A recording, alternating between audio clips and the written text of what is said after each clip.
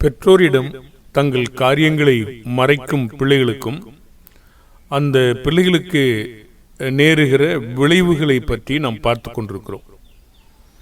பொதுவாக நம்முடைய பிள்ளைகள் சில நேரங்களிலே பெற்றோரிடத்திலே காரியங்களை மறைக்கிறார்கள். அதுவும் சில பருவ காலங்கள் வரும்போது இன்னும் குறிப்பாக மறைக்க ஆரம்பிக்கிறார்கள். ஒருவேளை அதை பயம் என்று நினைக்கிறார்கள். அது வீணான பயமாக, சோம்பேறித்தனமாக, மெய்யான பயம் இல்லாது இருக்கிறது என்பதை குறித்து நாம் பார்த்தோம். அதனுடைய விளைவுகளை பார்த்தோம். பொதுவாக யோபனுடைய பிள்ளைகள் தங்களுடைய நாட்களிலே அவர்கள் பாவம் செய்திருப்பார்கள் என்று யோபு நினைத்து அவங்களை அழைத்தனுப்பி பரிசுத்தப்படுத்தி எல்லாருடைய இலக்கத்தின்படி சர்வாங்க தகன பலி செலுத்தி இந்த பிரகாரமாக அந்த நாட்களிலெல்லாம் செய்து வருவார். அப்படியானால் ஒரு முறை மாத்திரமல்ல, அநேக நாட்களாக இந்த பிள்ளைகளை குறித்து அவருக்கு இப்படித்தான் இருந்திருக்கிறது. அந்த பிள்ளைகள் தாங்கள் என்ன செய்தோம் என்று சொன்னதாக பதிவு இல்லை. ஆனால் சொல்லுகிற பிள்ளைகள், மறைக்காமல் ஒழிக்காமல் சொல்லுகிற பிள்ளைகள் ஆசீர்வதிக்கப்பட்டார்கள் என்று சொல்லி நாம் 1 சாமுவேல் 3:17-19 வரைக்கும் நாம் பார்த்தோம்.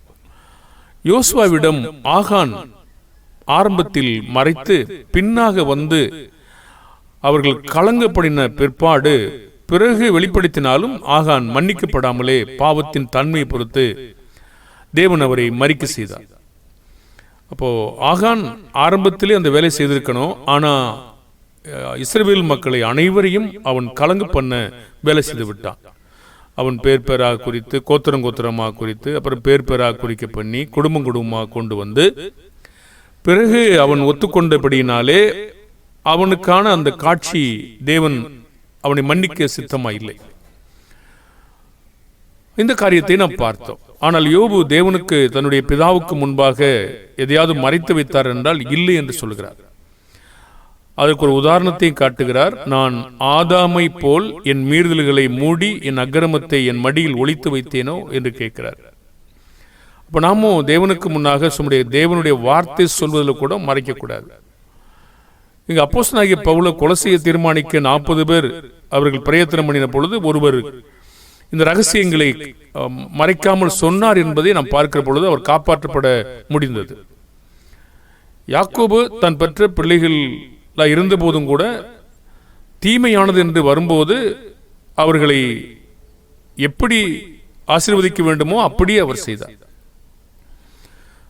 பட்சபாதம் இல்லாமல் தேவனால் ஆசீர்வாதம் பெறக்கூடிய காரியத்திலே யார் யார் என்னென்ன தீங்கு செய்தார்கள் என்று மறைக்காமல் அவர் அப்படியே சொல்லி அவர்களுக்கு அந்த ஆசீர்வாதத்தை கொடுத்தார். ஆனால் யாக்கோபினுடைய பிள்ளைகள் தங்கள் தகப்பனத்தில் காரியத்தை மறைத்தார்களா என்றால் ஆமாம். ஆனால் யோசேப்பு மட்டும் தங்களுடைய காரியங்களை சொல்லிக் கொண்டு வந்ததை நாம் கடந்த பாடத்திலே பார்த்தோம். இப்பொழுது இந்த பாடத்திலே அவர்கள் மறைத்த காரியங்கள், அதாவது தகப்பனிடத்தில் மறைத்த பொய் எதுவரைக்கும் கொண்டு சென்றார்கள் பாருங்கள். ஒரு காரியத்தை நாம் மறைக்கிற பொழுது அது உள்ளே கர்ப்பம் தரிக்கிறது என்பதை மறந்து போகக்கூடாது. சாத்தானு அவன் வாயை பிளந்து கொண்டு எவனை விழுங்கலாமோ என்று சொல்லித் தெரிகிறான். ஒரு பாவத்தை நாம் உள்ளே வைத்திருக்கிற பொழுது ஒரு மாவு புளித்து போகும் என்று சொல்லப்படுகிறது. புளித்து போவது மாத்திரமல்ல, பிசைந்தவர்களையும் உருவாக்கினவர்களையும் கெடுத்துவிடும். ஒரு மரமானது கனி கொடுக்காவிட்டால் நிலத்தையும் கெடுக்கிறது என்று பார்த்தோம். பாருங்கள், மரம் மட்டுமல்ல, அது கீழே இருக்கிற நிலத்தையும் அது கெடுத்துடும். ஆகாத சம்பாசனைகள் நம்முடைய நல்லொழுக்கங்களை கெடுத்துவிடும். ஆகவே தவறான காரியங்களை நாம் உள்ளே வைத்துக்கொண்டு அது என்னையும் கெடுத்து என்னை சார்ந்தவர்களையும் கெடுக்கும் என்பதை மறந்துவிடக்கூடாது. அப்போ தகப்பனத்தில் மறைத்த பொய்யை எதுவரைக்கும் அவங்க கொண்டு சென்றாங்க என்றால் யோசேப்பு வரைக்கும் போயிட்டாங்க. அவ்வளவு காலம் கழித்தும் உள்ளே வச்சிருக்காங்க. என்ன ஆகும்? யாக்கோபு 1:15 பின்பு இச்சையானது கர்ப்பந்தரித்து பாவத்தை பிறப்பிக்கும், பாவம் பூரணமாகும் போது மரணத்தை பிறப்பிக்கும். அப்போ கர்ப்பம் தரித்து அது இச்சையானது கர்ப்பம் தரித்து பாவத்தை பிறப்பிக்கும். பாவம் என்ன ஆகிடும்? அப்புறம் பூர்ணமாயிடும். பூர்ணமான என்ன ஆகும்? மரணத்தை பிறப்பிக்கும். ரோமர் 6 சொல்றாரு, கிருபை பெருகும்படி பாவத்தில் நிலை நிற்கலாமா என்று கேட்கிறார். நிலை நின்றால் என்ன ஆகும்? எந்த ஒரு எண்ணத்தையும் கிறிஸ்துவுக்கீழாக சரிப்படுத்தாவிட்டால் அதனுடைய விளைவு நம்ம எந்த அளவுக்கு பாதிக்கும்? கசப்பான வேர் முளை திரும்பினால் அது என்ன செய்யும்? நமக்கு கலக்கத்தை ஏற்படுத்தும்.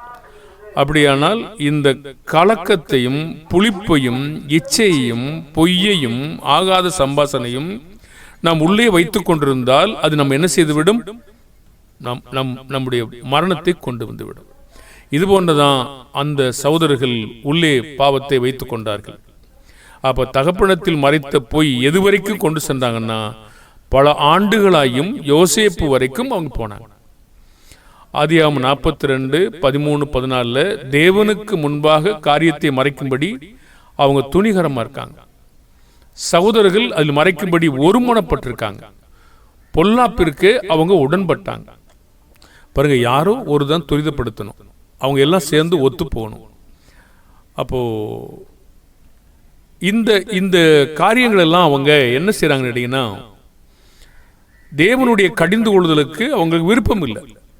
எபிரேயர் 15:12 பார்த்தோம்னா, அன்றியும் என் மகனே கர்த்தருடைய சிட்சையை அற்பமாக எண்ணாதே, அவரால் கடிந்து கொள்ளப்படும் போது சோர்ந்து போகாதே.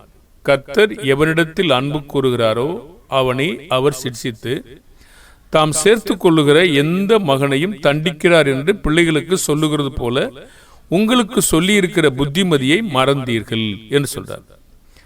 என்ன சொல்ல வர்றாருன்னா, தேவன் கொடுக்கிற அந்த சிட்சையை தகப்பன்ட்ட பெற்றோர்கிட்ட போய் அவங்க உழுத சொல்லும் போது அந்த சிட்சையை அவங்க ஏற்றுக்கொள்றதுக்கு மனதில்லை, அவங்க அதில் விருப்பம் இல்லை. அன்பு கூறுகிறார் என்று காண தெரியல, அவங்களுக்கு இந்த புத்தி இல்லாதபடினால இந்த புத்தியை மறந்துட்டாங்க. பாருங்க, இப்போ ஆதியாகமம் 42, 13, 14 போவோம். அப்பொழுது அவர்கள் யோசேப்புக்கு முன்னாடி நிற்கிறாங்க. யோசேப்பு கேள்வி கேட்கிறாரு. அப்போ அவங்க பதில் சொல்றாரு. பாருங்க எத்தனை ஆண்டுகள் என்று நான் கணக்கு போடலை. அவர்கள் சென்று நம்ம கணக்கு போட முடியும் கண்டிப்பா. பல ஆண்டுகள் ஆயிருக்கிற பொழுது இத்தனை ஆண்டுகளாக அந்த பொய்களை அவனுக்கு முன்னாடி சொன்னாங்க. ஒருவேளை யாரோ அந்நியரோ அவனுக்கு முன்னாடி நம்ம காரியங்களை ஏன் வெளிப்படுத்தணும்னு சொல்லலாம். ஏன் அந்நியராக இருந்தால் தானே தெரியாது, சொல்லியிருக்க முடியாதுன்னு. நாங்கள் இந்த மாதிரி ஒரு காரியம் செஞ்சிட்டோம், பயந்திருக்கலாம். ஆனாலும் சாத்தான் இந்த விதமான எண்ணங்களை நமக்குள்ளே கொண்டு வந்து கொடுத்து உண்மையை ஒப்புக்கொள்ள முடியாதபடி செய்கிறான். பாருங்க, எதையாவது வந்து யோசிச்சு அவர் அந்நியர் என்று யோசிச்சிருக்கலாம், அவன்கிட்டயே இந்த காரியங்களை சொல்லலாம் சொல்லி அவங்க யோசிச்சிருக்கலாம், இது அவங்களுக்கெல்லாம் தெரிய போகுதா என்று யோசிச்சிருக்கலாம். ஆனா இந்த காரியங்களை அவர்கள் கடைசி வரை தகப்பனிடத்துல கூட சொல்லல. பார்த்துங்க, அப்படியானா இது அவங்க உண்மையிலேயே சாத்தான் இந்த விதமான எண்ணங்களை கொண்டு வந்து மறைக்கும்படி பாவத்தை பெருக்க திட்டம் வைத்திருக்கிறான், அழிப்பதற்கு திட்டம் வைத்திருக்கிறான் என்பதை நாம் உணர்ந்து கொண்டிருக்க வேண்டும். பிரியமான தேவனுடைய பிள்ளைகளே, சாத்தான் பாருங்க எப்படி எண்ணத்தை கொண்டு வரான். உண்மை சொல்லாமாண்டா, ஐயோ அது அசிங்கமா நினைப்பாங்களோ, நமக்கு அவமானமா போயிடுமோ, இது காரியங்கள் தெரிஞ்சு போயிடுமோ, நம்முடைய குடும்பம் கௌரவம் கெட்டுடுமோ, இப்படி ஏதாவது ஒன்ன சாத்தான் வந்து பாருங்க இப்படி சொல்லி சரி சொல்றது சரியா கூட இருக்குன்னு வச்சுக்கொள்ளுங்களேன் உங்க பார்வையில. ஆனா நம்முடைய பாவத்தை அறிக்கையிட விடாம பெருக பண்ணிக்கிட்டு இருக்கானா இல்லையா? அப்ப இந்த பெருக பண்றதுதான் நம்முடைய அழிவை நோக்கி செல்லுவது என்பதை நாம் முதலாவது உணர்ந்திருக்க வேண்டும். அது எவ்வளவு காலம் நிக்க அது பூர்ணமாய்க்கொண்டே வருகிறது. அப்ப சாத்தானுடைய என்ன நல்லது மாதிரி ஒன்ன நம்மளை தூண்டி விட்டுட்டு வஞ்சகமா நம்முடைய ஏமாற்றி ஒரு பாவத்தை நம்மளோட பெருக பண்ணிக்கிட்டே இருக்கிறான். நம்ம ஒரு நாள் அது அழிஞ்சு போற வரைக்கும் நம்ம காண முடியாத மக்களாக நோவா காலத்தில் இருந்த மக்கள் பிரசங்கத்தை கேட்டு உணர்ந்து கொள்ளாத வாரிக்கொண்டு போகும் மட்டும் உணராத மக்களா மத்தையில வந்திருக்காங்க இல்லையா? அப்போ நம்ம இங்கே தந்திரத்தை என்ன பார்க்கணும் கேட்டீங்கன்னா, நம்ம சொல்லும்போது உலகம் என்ன சொல்லுதுன்னா, இதெல்லாம் அறிக்கையிட்டா நம்ம குடும்ப கௌரவம் போயிடும், நம்ம குடும்ப மானம் போயிடும். அசிங்கத்தோடு வாழ்றதை விட தேவனுக்கு முன்பாக நேர்மையா வாழ்றது உத்தமம் இல்லையா? பாருங்க, இது தேவனுக்கு முன்னாடி நம்ம அவமானத்தோடு நிர்வாணமா இருக்கிறோம். ஆனா மனுஷனுக்கு முன்னாடி நம்ம நிர்வாணம் இல்லைன்னு காட்டிட்டு இருக்கோம். நம்ம யாருக்கு உண்மையா இருக்க போறோம்? மனிதனுக்கு ஏன் உண்மையா இருக்கணும்? மனிதன் யாரு? நம்ம படைத்தானா? நமக்கு உணவளிக்கிறானா? நமக்கு சாப்பாடு கொடுக்குறானா? அவன் நம்ம நோயை குணமாக்குறானா? நம்ம சரீரத்தை உண்டாக்குறானா? ஆவியை கொடுத்தானா? புத்தியை கொடுத்தானா? அவன் யார்? நாம் யாரு கடமைப்பட்டிருக்கிறோம்? நம்முடைய சிருஷ்டிகருக்கு நம்ம கடமைப்படலையா? அப்ப அவருக்கு உண்மையா இருக்கிறதை விட மனிதனுக்கு உண்மையா இருப்பதை மனிதர்கள் தெரிந்து கொள்கிறாங்க பாருங்க. அதனால தங்களுடைய பாவங்களை மறைக்கும்படி இப்படி குடும்ப மானம், குடும்ப வெக்கம், கௌரவம், நம்முடைய குடும்ப வெளிச்சத்தில் வந்துடும். இது வரைக்கும் நான் நல்ல பேரா இருந்தேன், திடீர்னு கெட்ட பேர் தெரிஞ்சு போடும். இதெல்லாம் யோசிச்சு நல்லது மாதிரி எனக்கு தோணுது. நான் உள்ள சாத்தான் வந்து பாருங்க அப்படியே அமிக்கிட்டான். அப்படியே அமிக்கி மறைச்சு வச்சு என்னுடைய பாவத்தை பூதாகாரமா கர்ப்பாகிற வரைக்கும் பெருசா கொண்டு வந்துட்டான். அது ஒரு நாள் என்னை அழிக்கும் என்பதை என்னை அறியாமலே இருக்க குருட்டுத்தனமாக்கி விட்டான், மதியனமாகி விட்டான், புத்தி இல்லாமல் பண்ணி விட்டான். அதனால இங்க பாருங்க, இந்த ஆதியாகமம் 42:14 மன்னிக்கணும் 15, 16, 17 உங்கள் இளைய சகோதரன் அவர் கேட்கிறாரு. அவங்க சொல்றதை கவனிப்போம். 13, 14 முதலாவது 42 ஆதியாகமம் 13, 14 அப்பொழுது அவர்கள், உமது அடியாராகிய நாங்கள் 12 சகோதரர், கானான் தேசத்தில் இருக்கிற ஒரு தகப்பன் புத்திரர், இளையவன் இப்பொழுது எங்கள் தகப்பனத்தில் இருக்கிறான், ஒருவன் காணாமற் போனான் என்றார்கள். பாருங்க, அங்கே சொல்றாங்க காணாமற் போனான் என்றார்கள். யோசேப்பு அவரை நோக்கி, உங்களை வேவுகாரர் என்று நான் சொன்னது சரி என்றார். இப்போ அவங்க புரிஞ்சுக்கணுமா வேண்டாமா? அந்த மனுஷனுக்கு ஏதோ தெரிஞ்சு போச்சு, நம்மளை உளவு பார்க்க வந்தோம் சொல்றாரு அப்படின்னு சொல்லி அவங்க யோசிக்காம பாருங்க, சாத்தான் அதை சொல்ல விட மாட்டான். நம்முடைய பாவங்களை வெளிப்படுத்தி மறைச்சு வச்சு நம்மளை கெடுக்கிறதா அவன் நோக்கம்.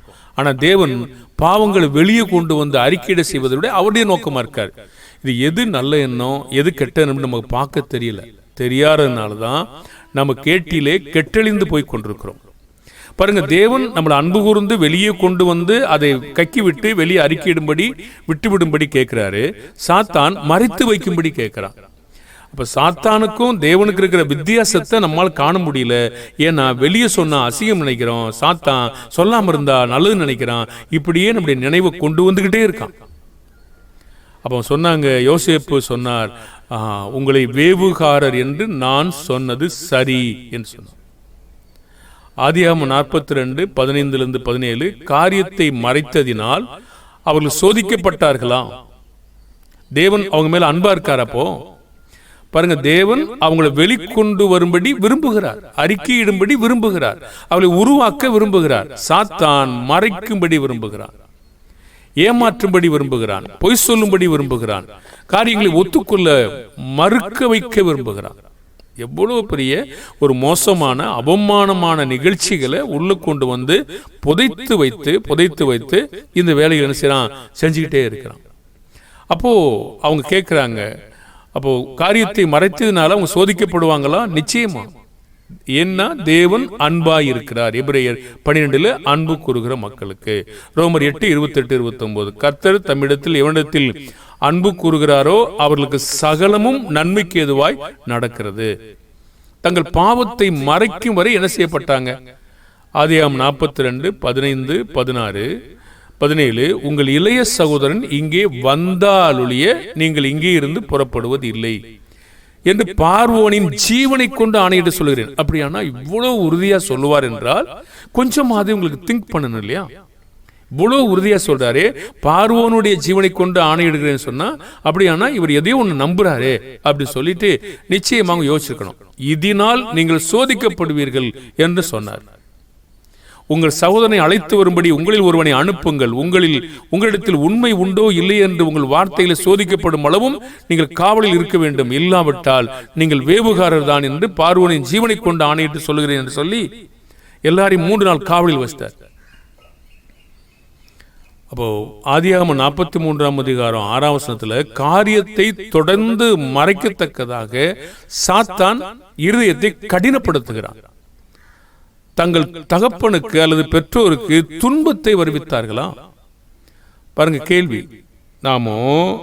நாமளா இல்ல, நாம ஒருவர் கீழாக இருக்கிறோம். அப்படியானால் நம்முடைய பெற்றோருக்கு நாம் துன்பத்தை வருவிக்கிறோமா இல்லையா? நீங்கள் கூடுகிற சபையினுடைய மேய்ப்பர்களுக்கு துன்பத்தை கொண்டு வருவீங்களா மாட்டீங்களா? இல்லை என்று நீங்க எப்படி சொல்ல முடியும்?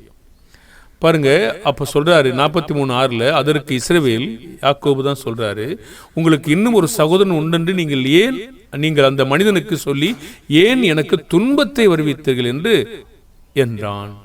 துக்கமாயிட்டார். ஏற்கனவே ஒரு மகனை இழந்த துக்கம், இன்னும் துக்கமாயிட்டார். ஆதியாகமம் 50ஆம் அதிகாரம் 19-21 வரைக்கும் பார்த்தீங்கன்னா தேவனுடைய அன்பு அவர்களிடத்தில் இருக்கிறது என்று நமக்கு எப்படி தெரியும்? தேவன் உண்மையிலே அன்பு கூர்ந்து தான் சிட்சிக்கிறாரு என்று நமக்கு எப்படி தெரியும்?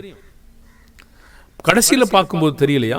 ஆதியாகமம் 50ஆம் அதிகாரம் 19 யோசேப்பு அவர்களை நோக்கி, பயப்படாதிருங்கள், நான் தேவனா? ஆதியாகமம் 50:20 நீங்கள் எனக்கு தீமை செய்ய நினைத்தீர்கள், தேவனோ இப்பொழுது நடந்து வருகிறபடியே வெகு ஜனங்களை உயிரோடு காக்கும்படி அதை நன்மையாக முடிய பண்ணினார். ஆதலால் பயப்படாதிருங்கள், நான் உங்களையும் உங்கள் குழந்தைகளையும் பராமரிப்பேன் என்று அவர்களுக்கு ஆறுதல் சொல்லி பட்சமாய் அவளுடைய பேசினான். அப்ப தேவன் அன்பா இருந்துதான் சோதனை கொடுத்திருக்காரு இல்லையா? ஆமா. ஆனா அந்த தகப்பனுக்கு இவங்க என்ன வர வச்சிட்டாங்க? துன்பங்களை கொண்டு வந்துட்டாங்க. இது யாரை பாதித்தது? அவங்கள மட்டும் பாதிக்கல. யார் இந்த கூட்டத்தில் ஒரு தலைவனா இருக்கானோ அவனையும் பாதிச்சது, மற்ற சேர்ந்த மக்களையும் புளிக்க பண்ணிருச்சு, தகப்பனையும் இப்பொழுது கெடுத்துருச்சு, இங்கே வரைக்கும் அன்னொரு சகோதரனையும் பாதிச்சிருச்சு. இத்தனை வேலைகளை ஒரு மனிதனுடைய காரியத்தினாலே இவ்வளவு பெரிய பரவி வேலை செய்ய ஆரம்பித்ததை பாருங்கள். ஆதியாகமம் 34:30 பிள்ளைகள் தகப்பனுக்கு காரியத்தை மறைத்து செய்தனுடைய விளைவு என்ன? தகப்பனுடைய வாசனையை பிள்ளையை கெடுக்க காரணமா இருந்தாங்க. தகப்பனுக்கு காரியத்தை மறைத்தபடினாலே தகப்பனை பிள்ளைகள் கலங்க செய்தாங்க. அது நீதியானதா? இது வேற சம்பவம். ஆதியாகமம் 34:30 அப்பொழுது யாக்கோபு சிமியோனையும் லேவியையும் பார்த்து, இந்த தேசத்தில் குடியிருக்கிற கானானியரிடத்திலும் பெர்சியரிடத்திலும் என் வாசனையை நீங்கள் கெடுத்ததினாலே என்னை கலங்க பண்ணினீர்கள். நான் கொஞ்ச ஜனம் உள்ளவன், அவர் எனக்கு விரோதமாய் கூட்டம் கூடி நானும் என் குடும்பம் அழியும்படி என்னை வெட்டி போடுவார்கள் என்று சொன்னார். இந்த காட்சி உங்களுக்கு அநேகருக்கு தெரியும். அதாவது அந்த தீனால் நிமித்தமாக அந்த மனுஷங்களை கொண்டுட்டாங்க. கொண்டுபடினால இது யார் இந்த குடும்பத்தில் பெற்றோரோ அவங்களுக்கு தெரியாம இவங்க வேலை செய்தபடினால இவர் என்ன யோசிக்கிறார்னா, என்னுடைய குடும்பத்தை முழுசும் அழிச்சிருவாங்களே, நான் கொஞ்சம் ஜனமா இருக்கேனே, இதை நீங்க கலங்க பண்ணிட்டீங்களே. இது யாரை பாதித்தது? பெற்றோர். இப்ப பெற்றோருக்கு தெரியாம இந்த காரியங்களை செய்தபடினாலே யாரை முதலாவது பாதிக்கும்? யாரை அழித்து விடும்? குடும்பமே போயிடும். அது அவங்களுக்கு தெரியலையே பாருங்க. அப்படியானால் யாருக்கு தெரிய வேண்டுமோ, தெரிந்திருக்கணுமா வேண்டாமா? யாராவது உங்களுக்கு சொல்லலாம், அவங்களுக்கு தெரிய வேண்டாம் என்று சொல்லலாம். அவங்க யாரு உங்களுக்கு சொல்றதுக்கு? அவங்க சின்ன ஒரு நன்மை செய்ததுக்காக நீங்க சொல்ல வேணாம்னு நினைப்பீங்களா? நீங்க அப்படி நினைப்பீங்களா? உங்களுக்குரியவங்க யாரு, அடுத்தவங்க யாருன்னு உங்களுக்கு தெரிய வேண்டாமா? பிள்ளைகள் யாரு, அந்நியர்கள் யாருன்னு தெரிய வேண்டாமா? பிள்ளைகள் யாரு, பெற்றார் யாரு, உபாத்தியார் யாரு தெரிய வேணாமா? மெய்ப்பன் யாரு, அந்நியன் யாரு நமக்கு தெரிய வேணாமா? எல்லாம் ஒன்னா. பெற்றோர் யாரு, சகோதரர் யாருன்னு தெரிய வேணாமா? பெற்றோர் யாரு, பிள்ளைகள் யாருன்னு தெரிய வேணாமா? அப்ப யாருக்காவது நம்ம செவி கொடுப்போமா? பாருங்க, நம்ம காரியங்களை அறியாத மக்களாய் இருக்கிறபடியினாலே தான் சாத்தானால் நாம் வஞ்சிக்கப்படுகிறோம், சாத்தானால் நாம் ஏமாற்றப்படுகிறோம், சாத்தானால் நாம் பேதமை உள்ளவர்களாக இருக்கிறபடினாலே எதை சொன்னாலும் எபேசியர் 4:14 படி பலவிதமான தந்திரமான போதகமாகிய காற்றினாலே அடிபட்டு அலைகிறவர்களாக இருக்கிறோம். கொரிந்தியர்களை போல அவங்கள்ட்ட அடி வாங்குறோம், கொரிந்தியர்களை போல நம்ம சரியா போறோம், கொரிந்தியர்களை போற பட்சிக்கு இடம் கொடுக்கிறோம். நம்முடைய அறியாமை தானே இது. நம்முடைய அறியாமைக்காக நாம் அலைந்து திரிகிறோம். பாருங்கள், நம்முடைய அறியாமைக்காக நாம் அலைந்து திரிந்து மெய்யான வார்த்தை இழந்து தகப்பனுடைய புத்தி இழந்து நாம் எல்லாம் கெடுக்கப்பட்டிருக்கிறோம். சாத்தான் நம்மை கெடுக்கிறதுக்கு முன்னாடி நாம் உருவாக்கத்திற்கு வந்துவிட வேண்டும் என்பதுதான் தேவனுடைய வேலை. அடுத்த பகுதிக்கு நாம் போறோம். அப்சலோம் பற்றி அப்போ 2 சாமுவேல் 13ஆம் அதிகாரம் 23-30 வரைக்கும், 13ஆம் அதிகாரம் 23-24 முதல்ல படிப்போம். 2 வருஷம் சென்ற பின் அப்சலோம் எப்ராயிமுக்கு சமீபமான பாலாசோரில் ஆட்களை வைத்து ஆடுகளை மயிர் கத்தரிக்கிற வேளையில் இருந்தான். அங்கே ராஜகுமாரர் எல்லோரையும் விருந்துக்கு அழைத்தான். 2 சாமுவேல் 13:24 அவன் ராஜாவிடத்தில் போய் ஆட்களை வைத்து ஆடுகளை மயிர் கத்தரிக்கிறேன், ராஜாவும் அவருடைய ஊழியக்காரரும் உமது அடியனோட வரும்படி வேண்டிக் கொள்கிறேன் என்றான். இது ஒரு பெரிய சம்பவம். நம்ம கொஞ்ச நேரத்தில் இந்த நேரத்துக்குள்ள நம்மால் முடிக்க முடியாது. ஆகவே என்னை பொறுத்துக் கொள்ளுங்கள். அப்போ நம்ம இந்த அப்சலோம் பற்றி அடுத்த பாடத்துல இந்த காரியத்தை தாவீதுக்கு எப்படி மறைச்சான், இந்த மறைத்ததினாலே அதனுடைய விளைவு என்ன, இது யாரை அதிகமாய் பாதித்தது, இது நிமித்தமா தந்திரவாதிகள்லாம் எப்படி தங்களுடைய பழியை தீர்த்துக்கிட்டாங்க, இதெல்லாம் நம்ம அந்த பாடத்துல படிக்க போறோம். பாருங்க, ஒருத்தனை கெடுக்கணும்னா ஒருத்தர் மேல ஒரு கோபம் இருக்கு. அந்த கோபத்தை வைத்து அவங்களோட அவங்க மோதுவதை விட அவருடைய பிள்ளைகளோட மோதுறான். இது சாத்தானுடைய வேலை. ஏன்னா நீங்க பாத்தீங்கன்னா வெளிப்படுத்தின விசேஷம் 12ஆம் அதிகாரத்துல சாத்தான் ஒரு தொந்தரவா அந்த சொல்லி பார்த்தான். அங்கே பார்த்தீங்கன்னா ஒரு ஸ்திரீ, வலுசர்ப்பம், தேவனுடைய குமாரனாகி இயேசு கிறிஸ்து. அப்போ இங்கே ஒன்னா அந்த பிள்ளையை பசித்து போடும்படி அவன் கவனிக்கிறான். சாத்தான் முடியல, உதவி செய்யப்படுகிறது. பிறகு யுத்தம் உண்டாகுது. பிறகு வேலை செய்யறான், முடியல. தொடர்ந்து முடியாத பட்சத்தில் அந்த சந்ததி அங்க இருக்குது. அந்த சந்ததியோட அவன் என்ன செய்யணும், யுத்தம் பண்ண போயிட்டான்னு சொல்லுது. என்ன சொல்லுதுன்னா, அந்த கோபம் அங்க இருக்கிற மக்களை அழிக்க தீர்மானிக்குது. இது நான் மேலோட்டமாக தான் சொன்னேன். வெளிப்படுத்தல் 12ஆம் அதிகாரத்தை படிக்கும்போது படிங்க, ரொம்ப இன்ட்ரெஸ்டிங்கான பகுதி அது. அங்கே பதிவுல இருக்கிறது, நீங்கள் பார்த்துக்கலாம். வெளிப்படுத்தல் 12ஆம் அதிகாரம் சொல்லி உள்ளே போயிட்டு நீங்கள் யூடியூப்பில் போய் போட்டிங்கன்னா அது வந்துடும், நீங்கள் பார்த்துக்கலாம். இதே மாதிரி இந்த மொர்தெகாயை ஆமான் நமஸ்கரித்து பணியாதபடியினால, மொர்தெகாய் வணங்காதபடினால அவன் மொர்தெகாய் மேல மட்டும் கோபம் இல்லை, ஜனங்களையே அழிக்க ஆரம்பிச்சான். இந்த வஞ்சகமான எண்ணங்களை பாருங்க. இவனுடைய அந்த ஸ்பிரிட் எல்லா பக்கம் போயிருக்கும். ஆகையினால இந்த ஜனங்களுடைய புத்தி இப்படித்தான் இருக்கும் என்பதை அவன் கண்டுபிடிச்சதுனால எல்லா ஜனங்களையும் அழிக்க அவன் தீர்மானிக்கிறான். பாருங்க, இப்படி இருக்கலாமா? சாத்தானுடைய அந்த வேலையை பாருங்க. அவனுடைய பிள்ளைகளை அழிக்க தீர்மானிக்கிறான். இப்படி காரணத்தினாலே தகப்பனுக்கும் தன்னுடைய பெற்றோருக்கும் ஆவிக்குரிய பிதாவுக்கும் காரியங்களை மறைத்ததினாலே சாத்தான் உள்ளே புகுந்து விடுவான். நீங்கள் மறைக்காமல் உங்கள் பெற்றோருக்கு சொல்லிவிட்டால் அந்நியர்கள் உள்ளே வரமாட்டார்கள். மேய்ப்பனுக்கு தெரிவித்தால் அந்நியன் உள்ளே வரமாட்டான்.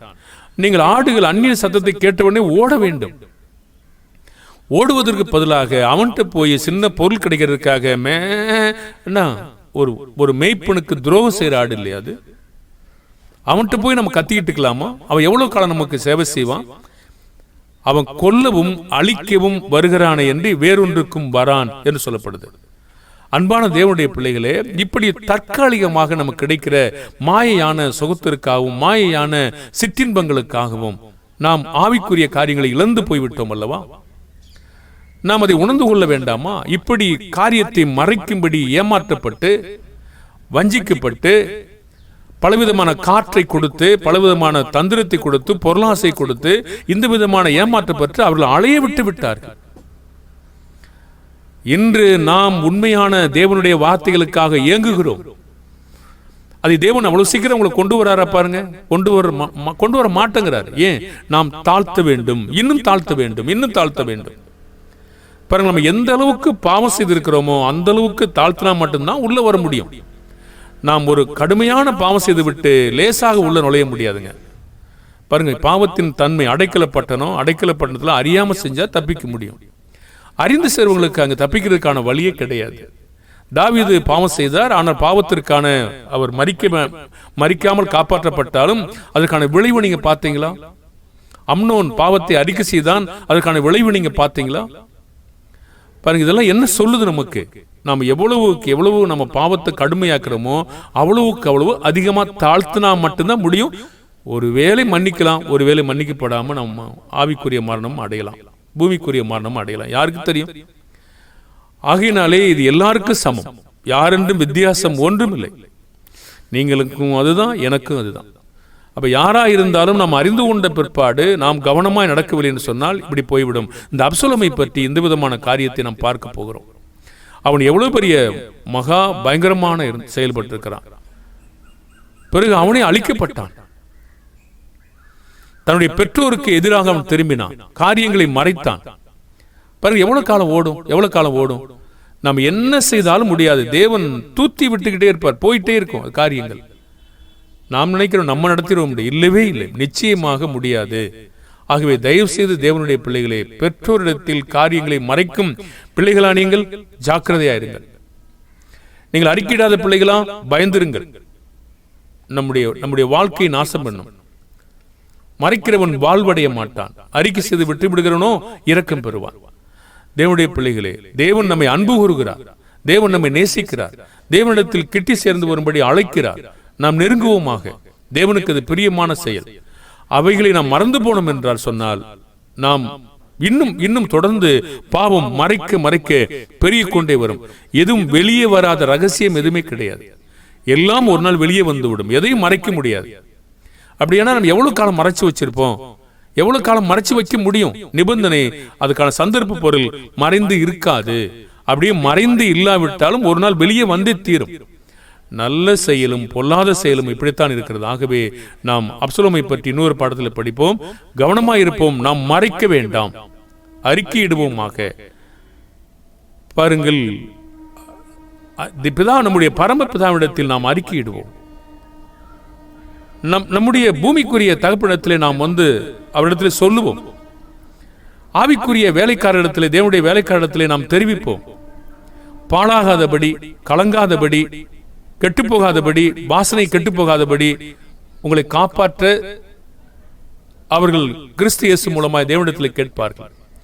நிச்சயமாய் நமக்கு உதவிகரமாய் இருக்கும். அது நிச்சயமா அவர் செய்வார். பாருங்க, இதெல்லாம் நம்ம இந்த காரியங்களை நாம் மெய்யாகவே மறைக்காமல் நாம் சொல்ல வேண்டும். இது மற்றவங்களை பாதிக்க முடியும். பாருங்கள், இது ரோமன் கத்தோலிக்கு ஃபாதர்ட்ட போய் சொல்றது மாதிரி அல்ல. அவங்க ஒரு கூண்டில் நின்றுக்கிறதும் நீங்க முன்னாடி கூண்டுக்கு வெளியே நின்று சொல்வதும் அந்த காரியம் இல்லைங்க. நாம் மறைக்க கூடாது. நாம் சில காரியங்களை யாரிடத்துல என்ன செய்ய நம்மகிட்ட பணியாற்றுறாங்களோ அவங்களுடைய வெளிப்படையாக சொல்லுவோம் என்றால் அவள் தேவனுடைய ஆலோசனையை நமக்கு சொல்லி காப்பாற்றுவதற்கு தேவன் உதவி செய்வார் என்பதுதான் கருத்து. ஆகவே நாம் இந்த காரியங்களாம் உணர்ந்து கொள்ளாவிட்டால் நிச்சயமாகவே இதெல்லாம் நமக்கு என்ன சொல்லுது? தண்டிக்கப்பட்டிருக்கிறார்கள். நமக்கு என்ன சொல்லும்? மரணம் வந்துவிடும். ஆகையிலே அதற்காக நாம் பயந்திருப்போமாக.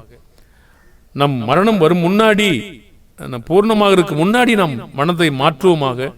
இல்லை என்றால் தேவன் ஒரு நாளிலே கலங்க செய்து விடுவார். நாம் பயந்திருப்போம். கர்த்தர் நம்மை காத்துக் கொள்ளட்டும்.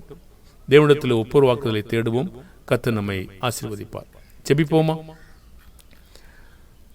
பரலோகத்தில் வாசமாயிருக்கிறதான இரக்கமும் அன்பும் நிறைந்த பரலோக பிதாவே, யாக்கோபின் பிள்ளைகள் கடைசி வரை வெகு தூரத்திற்கு தங்களுடைய பாவங்களை மறைத்ததினால் தேவன் அன்பாயிருந்து அவருடைய பாவங்களை வெளிக்கொணர கொண்டு வந்தார். அதற்காக நன்றி. எங்களும் மேலும் தேவன் அன்பாயிருக்கிறார். அதை புரிந்து கொள்ள உதவி செய்யும். சாத்தானுடைய தந்திரமான நன்மை என்று நினைத்து எங்களை பொல்லாப்புக்குள் செய்கிற அந்த செயலையும் தேவனுடைய நன்மையான செயலையும் காணத்தக்கதான கண்களை எங்களுக்கு தாரும். எங்களுடைய இருதயங்களை திறந்தருளும். பார்க்கும்படி பிரகாசமுள்ள கண்களை தாரும். தேவனுடைய செயலும் சாத்தானுடைய செயலும் எங்களுக்கு பார்ப்பதற்கு உலகத்திலே சாத்தானுடைய செயல் மேன்மையாய் தெரியலாம். ஆனால் தேவனுடைய செயல் அவமானமாய் தெரியலாம். அப்படி அவமானமாயும் வெட்கமாயும் தெரிந்தாலும் அது எங்களை பரிசுத்தத்திற்கு பங்காளியாய் கொண்டு செல்வதற்காக நன்றி. தொடர்ந்து நாங்கள் உணர்வுள்ள இருதயத்தை பெற்றுக்கொண்டு மறைக்காமல் அறிக்கையிட்டு வாழ்வதற்கு எங்களுக்கு உதவி செய்யும். மறைப்பதினால் காரியங்கள் பெருகிக் கொண்டே போகும். அறிக்கையிட்டு விட்டுவிடுவதனால் நாங்கள் மன்னிக்கப்படுகிறோம், பரிசுத்தமாய் வாழுகிறோம், தேவனிடமா நெருங்கி சேர்கிறோம். அதுக்கு உங்களுடைய உதவியை நாடுகிறோம். எங்களுக்கு உதவி செய்வீராக. இயேசுவின் நாமத்தில் செபிக்கிறோம் நல்ல பிதாவே, ஆமேன். வாழ்த்துக்கள் அன்பான தேவனுடைய பிள்ளைகளே.